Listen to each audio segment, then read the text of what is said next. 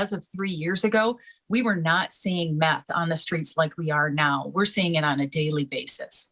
That's the reality of the war on illegal drugs. And the increase in meth comes down to one thing: economics.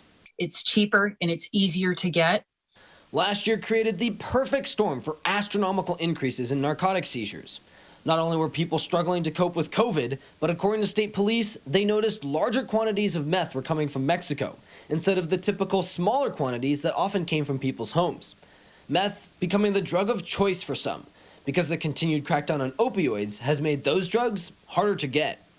And when they cannot get cocaine or heroin, they are using crystal meth. And crystal meth is extremely addictive. So once they replace it with their traditional drugs, the crystal meth is actually so addictive that they stick with crystal meth. Lieutenant Rich also said 2 people arrested by police last year said they bought the drugs with their stimulus money.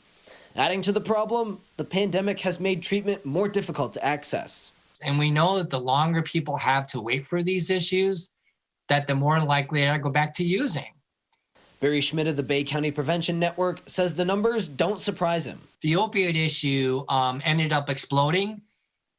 And the reason is that we were doing our due diligence to get the medications out of the homes of people's houses, which basically put the prices of those medications up to $40, $50, $60 a pill, and brought the heroin down to $4 or $5 a bag.